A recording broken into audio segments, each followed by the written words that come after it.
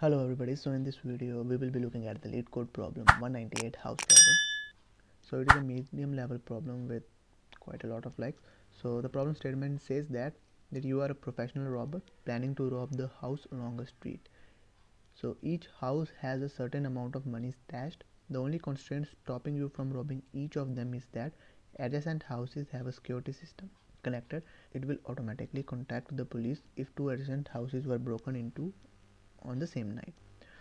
So the constraint is we cannot break into two adjacent houses, like we can go to first house, then we can go to third house, then we can go to fifth house, and so on.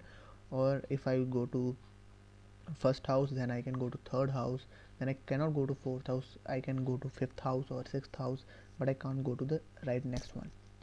So we are given with the integer array nums representing the amount of money of each house. So what we have to return the maximum amount of money you can rob tonight without alerting the police. So here we have a test case 27931 with the output as 12. So if I think about this, what we can do, we can start at this index at 0, and here at this index we have two choices, either to rob this house or either to not rob this house. So if I rob this house, 2 3 4 and 27931, if I rob this house, I get 2 rupees, something like that. If we take these or the money is in rupees, so I get 2 rupees. Then I cannot go to this index, so I just go to this index. And if I don't rob, then I don't get any money in the first step, and I don't get any money in this step, and I go to this position. Now as you can see, it is forming something like a recursion. So in recursion, left subtrees or left side is evaluated first. So here also I have a condition whether to rob or whether to not rob. So if I decide to rob one, so if I decide to rob again, I will add 9 to my money that I have collected, and I will just go directly here to the last index. So now again, if I decide to rob this one, either I can rob or either I can not rob. So if I rob this one, 27931, I will add 1, and I will, in the next step, I will just go out and I'll return from here. So if I just take a look at this subtree, only this side, from here if we not rob, we will also go out and this will return a 0. So this subtree will give me this, here I have robbed, it will give me a 2 plus 9 plus 1, that is 12, right? Now here we are, that is a no rob condition. And what if at this position at night I decide not to rob? Then I'll go like something like this. I'll add 0 here and I'll go to this position. Here I have two choices, and that is to rob or to not rob again. If I decide to rob, I'll add 3 to 7931 and I'll go out, and from this next one I'll return 0. So for this one it will be 2 plus 0 plus 3 plus 0, which is 5. For this, rob, then not rob, then rob, then rob or not rob, it's the same thing. And if I decide to not rob, I'll reach somewhere here 27931 and I'm at this position. Here again I have two choices, either I can rob, either I can not rob. If I rob, I'll get a +1 and I'll go out. If I don't rob, I'll get a 0. So for this condition it will be a 2, a 0, a 0, a 1. So 2 0 0 1, it will give me 3.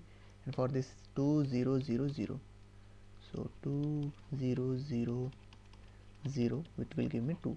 And similarly I can evaluate this one, and in the end you will see that the maximum money I can rob is 12, that is which I got from here for robbing 2, which I got by robbing 2 and then 9 and then 1, right?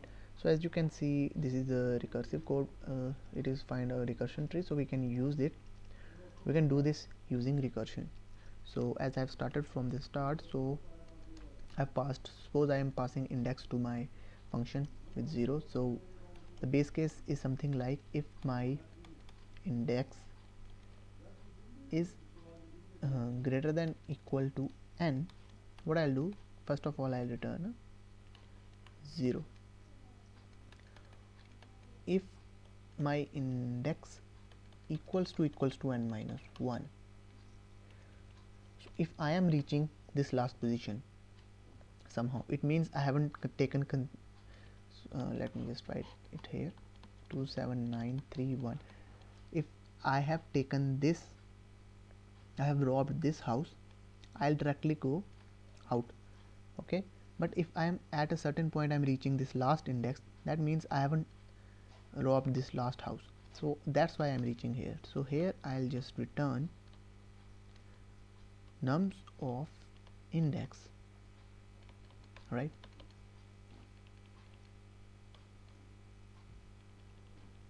And I have two conditions, that is a rob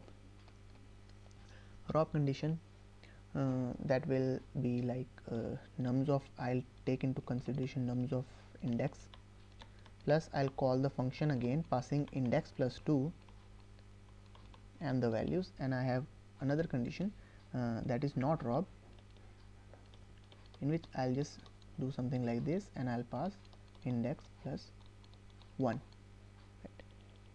That is what we are doing here. Like when we are robbing, we are adding nums and then we are calling the next function.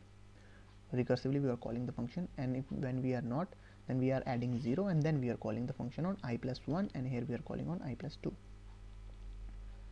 And in the end, what we are doing, we are returning the max of rob and not rob.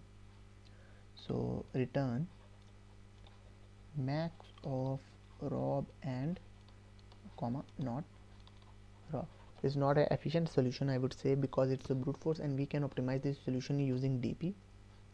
So let me just write the recursive code, or I'll just move into the DP part. So for DP, what we will do, we will make a array. In the recursive, we will make a array, and instead of returning max, we will return DP of index. DP of index equals to max, and here we will check for another condition. If DP of index not equal to -1, what we will do, we will return DP of index. That is all. And we also have to declare the DP of index array, DP array with size n plus 1. So now we have seen this. Now I'll just jump straight into the code. For this was a bottom up DP, this was a top down DP, memoized DP, which I show you.